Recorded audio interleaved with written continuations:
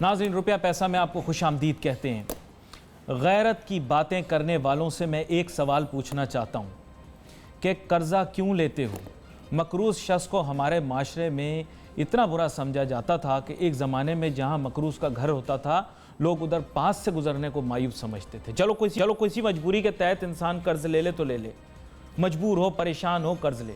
ہمارے ملک کے اندر اب جو ہے ہم آؤٹ آف کنٹرول ہو گئے، قرضے پہ قرضے لیے جا رہے ہیں۔ پھر شکایات یہ کرتے ہیں کہ ہم ایئرپورٹ پہ جاتے ہیں تو ہمیں قطاروں میں کیوں کھڑا کرتے ہیں۔ پھر شکایت یہ کرتے ہیں کہ ایئرپورٹ پہ جاتے ہیں تو کہیں ہمارے لباس کے کچھ پرزے، کچھ حصے کیوں اتروا لیے جاتے ہیں۔ یہ کہ ہمارے قائدین کا بھی احترام نہیں کیا جاتا۔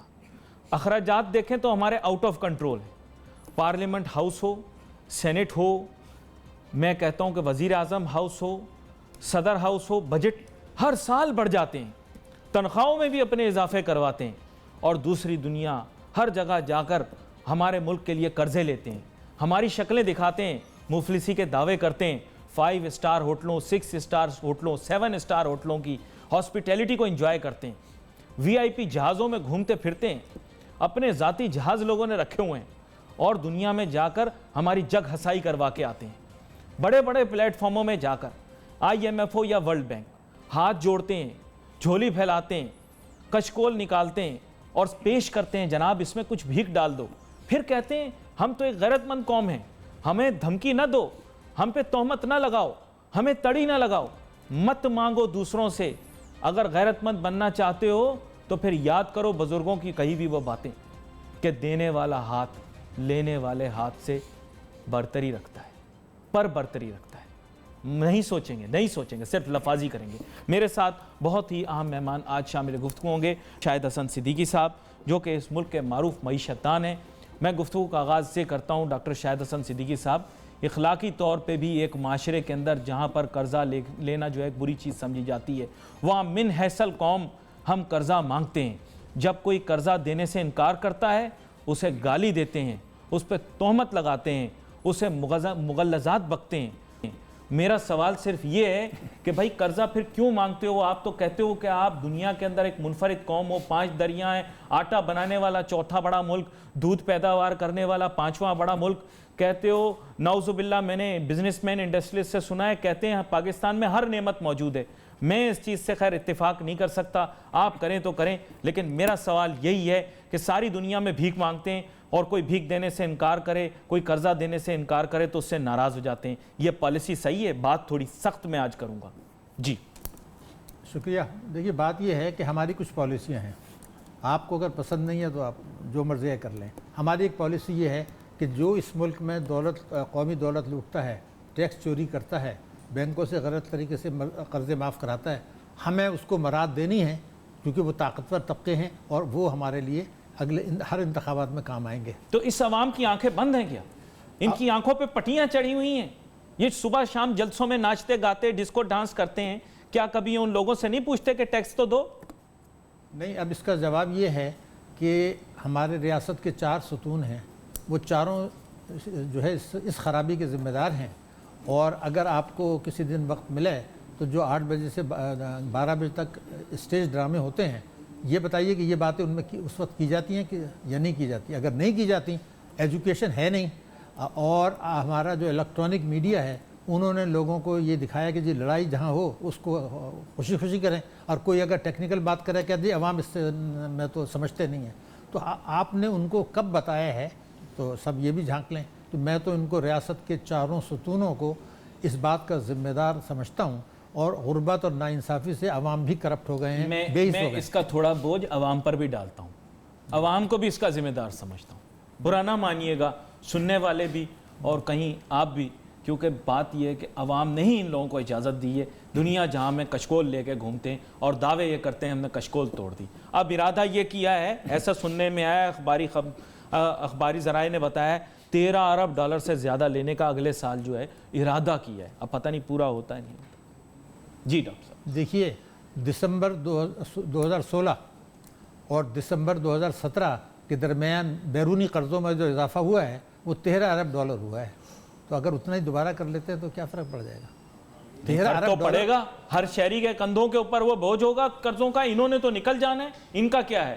یہ کبھی کہیں گے, کوئی کہے گا مجھے کیوں نکالا, کوئی کہے گا مجھے تو اقامے پہ نکالا, کوئی بولے گا جی میرے بچے تو باہر رہتے ہیں. بچے تو خیر ساری سیاستدانوں کے باہر رہتے ہیں, جو بچے کچھ ہیں وہ پاکستان میں رہتے ہیں. نہیں, میں نے تو آپ سے یہ کہا کہ نکل جائیں گے. ابھی تو ایک سال میں 13 ارب ڈالر کے قرضے بڑھے ہیں, لیے تو زیادہ ہیں, بڑھے ہیں 13 ارب ڈالر کے. آپ دیکھ لیجئے, میں ریکارڈ پہ بتا رہا ہوں. تو یہ جو قرضے بڑھے تو عوام نے ان کا گریبان پکڑ لیا کہ 13 ارب ڈالر مجھے کیا ملا. عوام کو پتہ ہی نہیں ہے نا. تو آپ بتائیں. ابھی تو آپ نے بتایا کہ عوام کو کیا پتہ ہے. عوام کو تو یہ پتہ ہے کہ جناب ولیمہ پہلے ہوا یا نکاح پہلے ہوا. ان بحث کے, اس قسم کی بحث میں عوام کو لگایا ہوا ہے. جو مین ٹاپک ہے ان کے اوپر بات ہی نہیں کر رہے عوام کے ساتھ. ایک چھوٹی سی بریک لینی ہے میں نے, اور اس بریک کے پاس آتا ہوں, آپ سے اس بارے میں بات کروں گا اور عوام کو آگاہی دینے کی کوشش کریں گے کہ ٹیکس کا پیسہ بھی بھائی اگر دینا ہے حساب سے دینا ہے, اور قرضے بھی لینے تو حساب سے. Let's take a short break.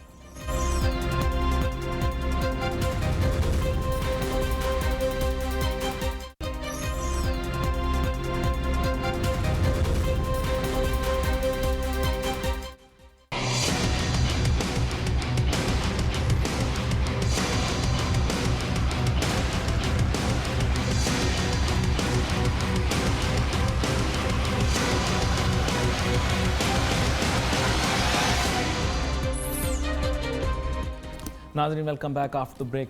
میں بہت ہی زیادہ بے چین ہوں کافی دنوں سے, کیونکہ سیاست کے اوپر تو بہت زیادہ بات ہوتی ہے لیکن معیشت کے اوپر کوئی بات نہیں کرتا. جس کے پیٹ میں روٹی نہیں اس کے ذہن کی کیفیت کو آپ جانتے نہیں.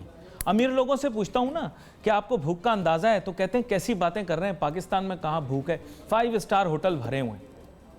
مضحکہ خیز باتیں ہیں. اس بادشاہ کی بات یاد آ گئی جو فرانس میں موجود تھا. میرے خیال اس کے بعد اس کا سر بچا نہیں بچا, لیکن اس سے عوام روٹی مانگنے آئی تو اس نے بولا کیک کھا.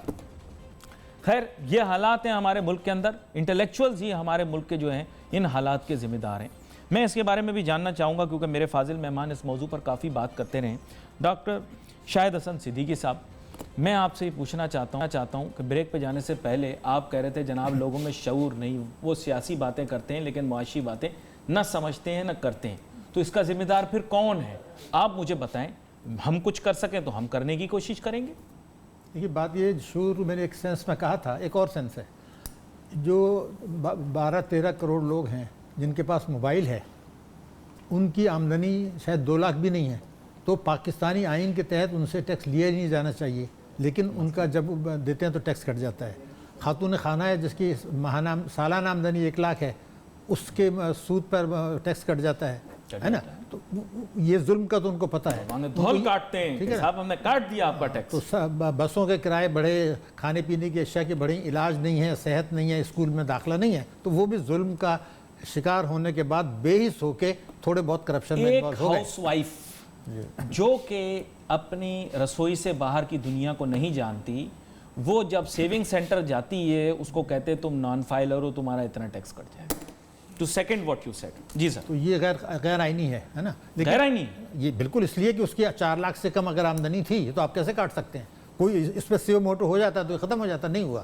اب میں آپ کو بتا دوں, اس وقت جس سازش کا ہم شکار ہوئے ہیں, جس کے 21 کروڑ آدمی بھی بھگت رہے ہیں, ہماری سلامتی کو بھی خطرہ ہے, ہماری عزت نفس ختم ہو چکی ہے اور بحیثیت قوم. میرا کہنا یہ ہے کہ عالم اسلام کی پہلی جوہری قوت اسلامی جمہوریہ پاکستان کے خلاف نیو گریڈ گیم کے تحت ایک سازش تیار ہوئی تھی, اور وہ اس کو کھل کے اظہار کیا ٹرمپ نے 22 اگست 2018 کو, جب اس نے پاکستان کو دھمکی دی. 2017 بالکل صحیح کیا آپ نے, اچھا کرتے. اس کے فوراً بعد آپ نے دیکھا کہ پاکستان میں سیاسی جھگڑے شروع ہو گئے, ہجانی کیفیت ہو گئی, الزام تراشیاں شروع ہو گئیں. یعنی بجائے اس کے کہ ہم مل کے بیٹھتے, ہم نے ان کے جو موقف تھا اور اس کا جو مضمون مقاصد تھے اس کو ہم نے جو ہے تقویت دی, ہنگامہ آرائی شروع کر دی.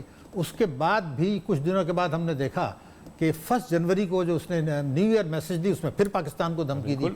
اچھا, وہ یہ چاہ رہا تھا, سب سے پہلا میسج اس کا یہی تھا, 1 جنوری کا تھا, نیو ایئر ریزولوشن. ٹھیک ہے. اب کیا تھا کہ یہ جب امریکی عزائم سامنے آ گئے, اس حکومت نے ایک فیصلہ کیا کہ امریکہ ہم سے ڈو مور کا مطالبہ منظور کرانے کے لیے IMF کو استعمال کر رہا ہے. تو انہوں نے یہ فیصلہ کیا کہ ہم بے تحاشا مہنگے قرضے لے لیں گے, اپنے دور میں IMF کے پاس نہیں جائیں گے.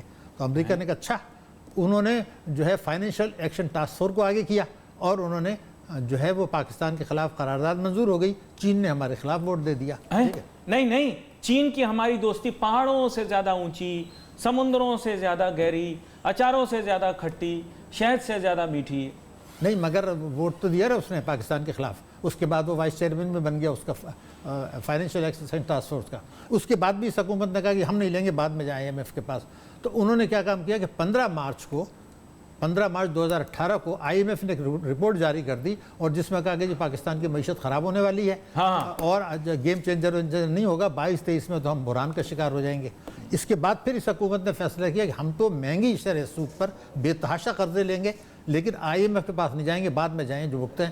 تو وہ پاکستان کے خلاف. تو یہ جو سازش ہوئی اس میں کون کون شامل تھا وہ میں آپ کو بتا دوں. اس سازش میں کون کون شامل تھا تجسس کا شکار کر دیتا ہوں سننے والا. یہاں پر ایک چھوٹی سی بریک لیتے ہیں، بریک لینے کے بعد واپس آ کے جاننے کی کوشش کرتے ہیں کون ہے وہ سازشی عناصر. Let's take a short break.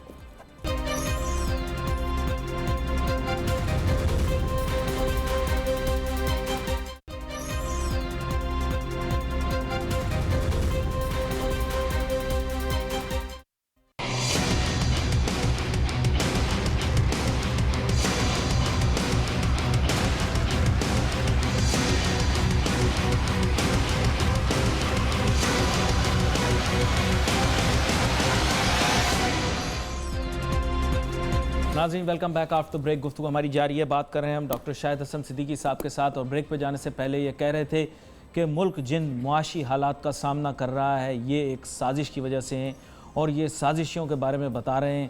میں یہی جاننا چاہتا ہوں کہ کون ہے وہ سازشی. مجھے تو ایسا محسوس ہو رہا تھا کہ شاید یہ کچھ اندرونی سازش ہے، کیونکہ ہمارے اپنے ہی لوگ کبھی کبھار اس طرح کے نقصانات ملک کی معیشت کو پہنچا دیتے ہیں کہ وہ پھر یاد رہتے ہیں. ڈاکٹر شاہد حسن صدیقی صاحب، کون ہے وہ سازشی جن کے متعلق آپ بتانا چاہ رہے تھے جو ملک کی معیشت کو اس حال تک پہنچانے کے ذمہ دار ہیں؟ دیکھیے میں جو عرض کروں گا اس کے شواہد اور ثبوت موجود ہیں. پہلی بات یہ تھی کہ جب IMF نے ہمیں قرضہ دیا 19 اگست 2013 کو، تو ایک شرط یہ تھی کہ آپ بجلی اور گیس کے نرخ 3 سال تک بڑھاتے رہیں گے، اور تمام صوبوں نے اس پر کبھی مخالفت عملاً طور پر نہیں کی. اس کی وجہ سے ہم نے دیکھا کہ لگاتار 3 سال تک پاکستان کی برآمدات گرتی رہیں، 2015، 2016، 2017. بھائی فرما برداری کی ہماری ٹریننگ ہے. ہاں لیکن یہ تو فرما برداری نہیں تھی، یہ تو سازش کا حصہ تھا. اب جب آپ کے کرنٹ اکاؤنٹ ڈیفیسٹ 2017 میں بڑھ رہا تھا تو IMF نے یہ کہا کہ اس کو کہا جی بہت کم رہے گا، اور سب سے بڑی تو IMF کا تو سمجھ میں آ گیا، انہوں نے جھوٹ بولا. سوال یہ ہے کہ اسٹیٹ بینک نے نومبر 2016 میں جو رپورٹ جاری کی تھی اس میں یہ کہا کہ یہ اس سال ہمارا جو کرنٹ اکاؤنٹ ڈیفیسٹ ہے وہ $1.5 ارب سے زیادہ رہے گا، حالانکہ وہ جا رہا تھا $12 ارب کی طرف. تو انڈر پلے جو کیا گیا وہ اس لیے کیا گیا کہ قوم عیاشی میں لگے رہے، اور جب 30 جون 17 کو ہمارا $12 ارب ہو گیا، جس کو IMF بھی چھپا رہا تھا اور اسٹیٹ بینک انڈر پلے کر رہا تھا، اس نے نومبر 2016 کا میں نے آپ کو بتا دیا. تو اس کے فوراً بعد جب دیکھا کہ ہمارا بیرونی جو ہے کرنٹ اکاؤنٹ ڈیفیسٹ بڑھ گیا ہے اور ہمیں بے تحاشا قرضے لینے پڑیں گے، تو اس کے بعد جو ہے ٹرمپ صاحب آئے، جیسے آپ نے بتایا کہ 22 اگست 17 کو آ کے انہوں نے اس سازش کی تکمیل شروع کر دی اور پاکستان کو دھمکیاں دی کہ اب تو آپ کو IMF کے پاس جانا پڑے گا فار ڈو مور. تو اس میں IMF نے بھی چھپایا، ہمارے اسٹیٹ بینک نے بھی چھپایا، اور سیاستدانوں نے اور حکمرانوں نے اور دوسرے طاقتور لوگوں نے. نہیں، وہ لوگ تو ہماری جوریسڈکشن میں نہیں ہیں، لیکن اسٹیٹ بینک والے تو ہماری جوریسڈکشن میں. تو میں نے آپ سے کہا کہ نومبر 2016، لیکن وہ تو شکر بے مہار ہیں. دنیا کے سب سے زیادہ ذہین لوگ اسٹیٹ بینک میں بیٹھے ہوئے ہیں. مجھے اور آپ کو تو پتہ ہی کچھ نہیں، سب چیزیں اسٹیٹ بینک کو پتہ ہیں. سب سے زیادہ مستند ادارہ اسٹیٹ بینک ہے. تو سر اس کے اوپر کیسے میں الزام لگاؤں؟ وہ تو یہ ماننے کو تیار ہی نہیں. ہمارے ملک کے انٹلیکچوئلز کہتے ہیں اسٹیٹ بینک جو بھی چیز کہہ دے وہ حرف آخر ہے. نعوذ باللہ پھر سے یہی بات ہو. نہیں تو نومبر 2016 کو جب آ گیا تھا تو اس وقت تو $1.5 ارب سے زیادہ کی بات کر رہے تھے. تو بھائی ان کا گریبان کون پکڑے گا ڈاکٹر شاہد حسن صدیقی صاحب؟ اسٹیٹ بینک کو کون کچھ کہہ سکتا ہے ہمارے ملک کے اندر؟ کہنے میں تو کوئی حرج نہیں ہے، سب کو کہہ دیتے ہیں. تو ہم نے تو اس پہ لکھ دیا ہے جو میں اب بھی کہہ رہا ہوں کہ انہوں نے یہ سب اس سازش کا شکار ہوئے. اب سوال یہ پیدا ہوتا ہے کہ اب کھیل جو ہو رہا ہے پاکستان کا وہ یہ ہو رہا ہے، یہ حکومت کہہ رہی ہے کہ جی ہم مہنگی شرح سود پہ قرضے لیں گے مگر IMF کے پاس نہیں جائیں گے، مگر اسٹرکچرل اصلاحات کرنے کے لیے تیار نہیں ہے. تو کیا ہمیں یہ اندازہ ہے کہ اگلی حکومت جب IMF کے پاس جائے گی تو امریکہ کی سیاسی شرائط کیا ہوں گی, IMF کی شرائط کیا ہوں گی, روپے کی قدر وہ کتنی گرائے گا اور آپ کی معیشت کو اتنا نقصان پہنچائے گا جس کا تعلق سلامتی سے ہوگا. تو آج ہم یہ سب کیوں خاموش ہیں؟ ہمارا جو نیشنل ایکشن پلان ہے, ہماری جو نیشنل سیکیورٹی کونسل ہے, وہ کیوں نہیں ان چیزوں کا نوٹس لیتی؟ کن جھگڑوں میں ہم پڑ گئے ہیں. قومی سلامتی کمیٹی ذرا دیکھ تو لے کہ جب امریکہ کا جو رویہ ہمارے ساتھ ہے, اور جیسے ہم نے کہا نا کہ آپ کا جو ہے اس سال $15 ارب کا ہمارا جاری حسابات کا خسارہ ہونے والا ہے. They are not bothered about this country's economy. All they are bothered about is their own political existence. مگر میں تو نیشنل سیکورٹی کونسل کی بات کر رہا ہوں, اس میں پولیٹیشنز کے علاوہ بھی لوگ ہیں. مگر جس چیز سر ان کا اکانومی اور اکنامکس سے کس طرح تعلق جوڑ دوں؟ ان کو ذمہ دار کیسے ٹھہراؤں؟ ان کا کام نہیں ہے. جن کا کام ہے ان کا تو گریبان پکڑوں گا. بالکل پکڑیں آپ. میں نہیں عوام, میں تو نہیں, میں کون ہوں؟ نہیں, مگر یہ کہ ہماری سلامتی کا معاملہ ہے, اس کو سنجیدگی سے لینے کی ضرورت ہے. میں اس لیے آپ کو بتا رہا ہوں کہ آپ سمجھتے ہیں کہ ہماری سالمیت کا تعلق اس سے جڑا ہوا ہے؟ 100% ہے. یہ کھیل ہو ہی اس لیے رہا ہے کہ ہمارے جوہری پروگرام کو زک پہنچے, ہماری جو ہے ملک کو ڈی اسٹیبلائز کریں, معیشت کو غیر مستحکم کریں, اور یہاں فورن ڈائریکٹ انویسٹمنٹ نہ آئے, اور جو صرف چائنا کا آ رہا ہے. لیکن آپ نے دیکھا کہ اس کے علاوہ کسی دن آپ کے ساتھ تفصیلی بات اس پر کروں گا کہ پاکستانی جوہری پروگرام کس طرح سے وجود میں آیا اور اس میں کون کون لوگ شامل تھے. یہ تو آپ کے ساتھ بات کروں گا, اور کون کون سی ملکی قوتیں اس وقت چاہتی تھی کہ ہمیں مل بھی جائے جوہری توانائی. لیکن میں آپ سے ایک سوال کرتا ہوں ڈاکٹر شاہد حسن صدیقی صاحب, ہم جوہری توانائی اور جوہری قوت ہونے کا دعویٰ کرتے ہیں. ہمارے ملک میں نہ تو ہم جوہری توانائی کو پرامن طریقے سے استعمال کر پا رہے ہیں, جو کہ ہمارا ایجنڈا نمبر 1 تھا. آپ کو پتہ ہے پاکستان نے بہت پیٹ کاٹ کے عوام نے جو ہے جوہری توانائی کی طرف جو ہے اور جوہری قوت بننے کے لیے ڈالرز وغیرہ سب ڈیووٹ کیے.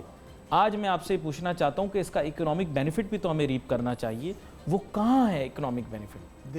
صرف آپ سے پوچھنا چاہ رہا ہوں یہ چیز, کیونکہ آپ نے ایک جملہ میں آپ کو بتا دوں کہ جس دن آپ نے جوہری دھماکے کیے تھے اور آپ کو جوہری قوت بنے تھے, اسی دن یہ ذمہ داری عائد ہو گئی تھی کہ اگر آپ معاشی قوت نہیں بنتے تو آپ جوہری طاقت بننے کے فوائد بھی نہیں اٹھا سکتے. پر وہ تو ہم 1982 میں بن گئے تھے, تب تو ڈاکٹر محبوب الحق بھی تھے.